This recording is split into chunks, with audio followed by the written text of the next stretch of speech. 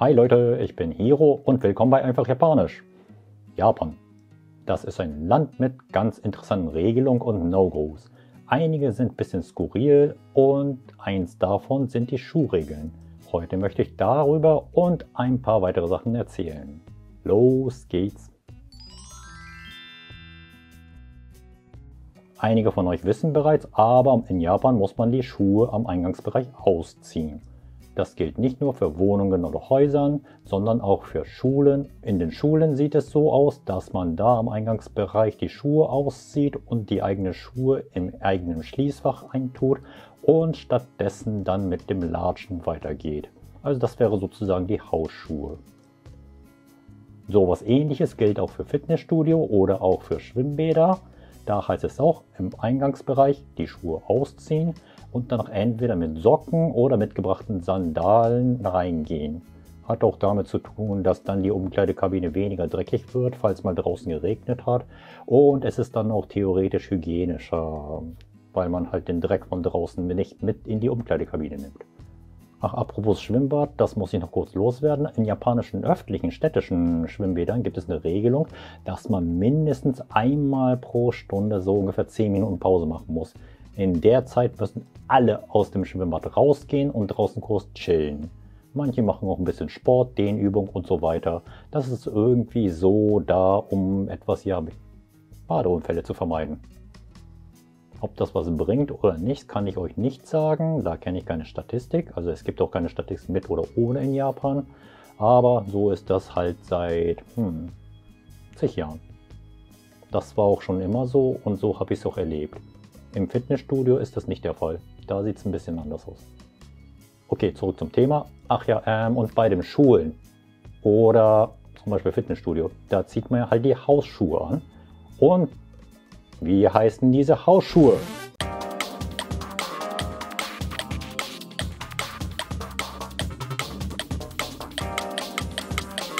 Die richtige Antwort ist Wabaki mit einer U vorne. Wenn jemand Wabaki gesagt hat, dann habt ihr Fast and Furious gesehen. Ist ein schöner Film, aber da gibt es eine Szene, in der eine Japanerin sagt Wabaki, aber da ihr U ganz kurz war, klang das so wie Wabaki. Und seitdem denken sehr viele, das heißt Wabaki. Wabaki. Falsch. Richtig ist Wabaki. Merken.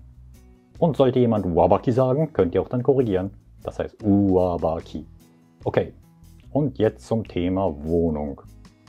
Angenommen, man besucht jemanden und man muss die Schuhe im Eingangsbereich, Genkan, ausziehen. Dann heißt es erstmal ausziehen, reingehen. Man dreht sich um die eigenen Schuhe richtig zu platzieren. Aber auf keinen Fall mit dem Rücken zum Gastgeber. Da geht's los. Also eher schräg.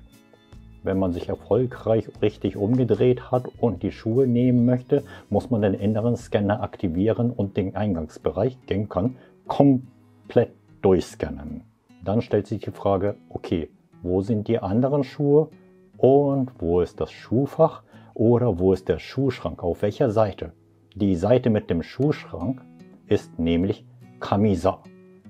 Der obere Sitz, wörtlich übersetzt, das ist so der Bereich des Gastgebers. Und da ist der Rang quasi höher und es ist nicht höflich, eigene Schuhe auf diese Seite zu packen. Möglichst weg von Kamisa.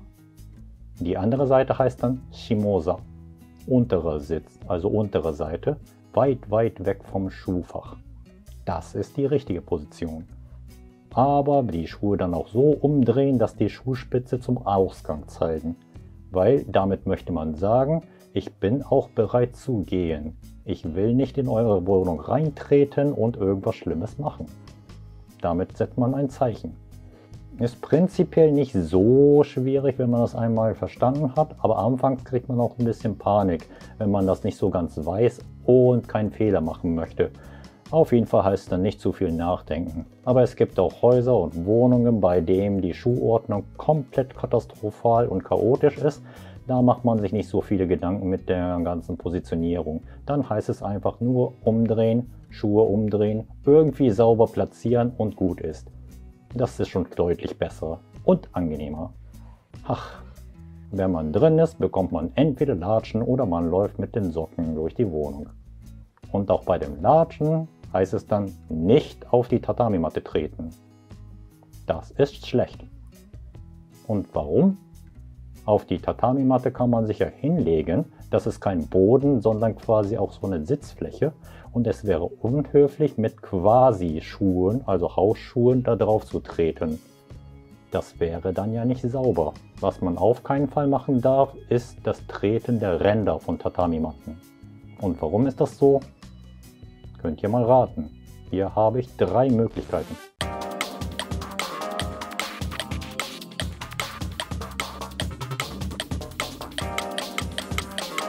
Die richtige Antwort ist wegen des Emblems. Früher war es so, dass die Tatami-Ränder mit Hausemblem, Familienemblem versehen waren. Und da drauf zu treten heißt dann eigentlich genauso viel wie das Zertreten des Hauses. Das war ganz schlecht. Und diese Tradition ist immer noch da und deswegen soll man vermeiden, die Ränder zu treten. Wenn man das verstanden hat, ist es relativ einfach und auch klingt auch ein bisschen Logik. Ist eine Tradition. Ja, also eigentlich nimmt es auch niemand so richtig übel und niemand fordert euch dann gleich heraus, wenn ihr das gemacht habt. Aber schön ist das nicht. Das war die kurze Erklärung zum Thema Schuhmanieren in der japanischen Wohnung. Klingt eigentlich relativ einfach, wenn man es verstanden hat. Ach, noch was, wenn man zum Beispiel mit hohen Stiefeln zum Beispiel in die Wohnung geht, wird es etwas schwieriger. Weil dann ist es so, man soll sich nicht im Genkan-Bereich dann sitzen, sondern irgendwie versuchen, sich elegant an der Wand zu stützen und die Stiefel dann so schön auszuziehen. Wenn es klappt, schön, wenn nicht, viel Spaß. Wenn ich schon dabei bin, kann ich auch noch eine Sache erzählen, die ich persönlich ganz witzig fand. Ich hoffe, ihr findet es auch so ein bisschen lustig, aber schauen wir mal. Wenn nicht, Pech gehabt. An der Rolltreppe. In Kanto-Region, das hat nichts mit Pokémon zu tun, sondern das ist Tokio und Umgebung sozusagen, heißt es dann auf der Rolltreppe auf der linken Seite stehen bleiben und die rechte Seite freilassen, damit die Leute da hochlaufen können. Okay, hochgehen, langsam, vorsichtig. Wollen die Rolltreppenhersteller eigentlich nicht, aber das ist es so üblich. Und in Osaka und Umgebung heißt es dann auf der rechten Seite stehen und links freilassen. Und warum ist das so? Hier könnt ihr mal 3 Sekunden überlegen oder kurz vorspulen. Die Antwort heißt, Tokio und Umgebung war eine Stadt der Samurai, sprich die trugen ja ihr Schwert auf der linken Seite. Daher mussten sie links stehen, damit sie, falls jemand von der rechten Seite angreift, sofort reagieren können. Also jemand, der gegenübersteht oder beziehungsweise an ihm vorbeikommt. Osaka dagegen war ein Land, Region der Händler und sie hatten ihr Portemonnaie oder Rechenschieber in der Innentasche. Und diese Geschäftsleute standen gerne auf der rechten Seite, damit niemand von der rechten Seite auch so reingreifen kann, um etwas zu klauen. Daher hielten sie die linke Seite frei. Das war so der Grund. Also warum ich das lustig fand, ist ja, vielleicht habt ihr das auch gemacht, ich habe mir erstmal so vorgestellt, dass dann Samurai oder Geschäftsleute von damals aus alten Japan dann auf der Rolltreppe standen und darauf gewartet haben, dass da irgendjemand dann irgendwie von oben dann runtergerannt kommt. Habt ihr es nicht gemacht? Okay, auch gut. Dann war ich der Einzige, aber egal. Jetzt habt ihr es gemacht und ihr versteht dann ein bisschen, warum ich das witzig fand. Danke. Nein, egal. Egal. Vergiss es. Habe ich nichts gesagt. Ja. Ich wiederhole mich gern, aber ich sag's auch hier nochmal, wenn ich schon dabei bin, kann ich auch darüber erzählen. Das Nasenputzen in der Öffentlichkeit oder beim Essen.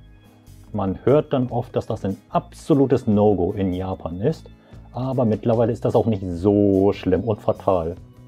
Also man darf das nicht extrem laut machen und auch nicht direkt zu jemandem gucken und dabei die Nase putzen, sondern weggucken oder halt dann ganz unauffällig machen.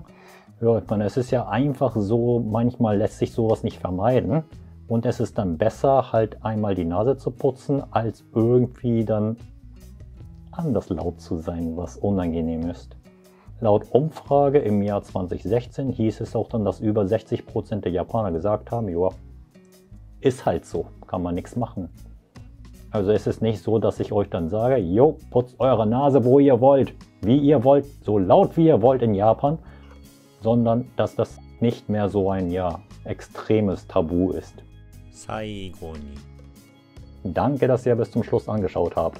Ich bin echt froh, dass ihr den Kanal gefunden habt und euch auch ganz viele Videos anschaut. Bin auch echt überrascht, dass da auch wirklich so viele Leute kommen. Macht mich echt glücklich. Mittlerweile gibt es auch eine Mitgliedschaft. Damit könnt ihr mich auch noch mehr unterstützen, als ihr es jetzt schon tut. Da bekommt ihr neben euren Namen coole Shiba Inu Badges, gezeichnet von Chiana Art. Ihren Link findet ihr unten in der Beschreibung. Sie macht auch so Manga-Tutorial, die sehr gut erklärt ist. Da lernt ihr, wie man coole Manga-Figuren zeichnen kann und Haare und alles. Könnt ihr mal hingehen, gerne. Und ihr könnt dann noch für Kommentare so Sticker benutzen. Diese. Könnte noch mehr werden, wenn mehr Mitglieder kommen, aber das ist auch überhaupt kein Muss, sondern einfach nur ein Plus für mich. Dann werde ich noch viel glücklicher. Hoffentlich sehen wir uns beim nächsten Mal wieder. Ciao. ありがとう。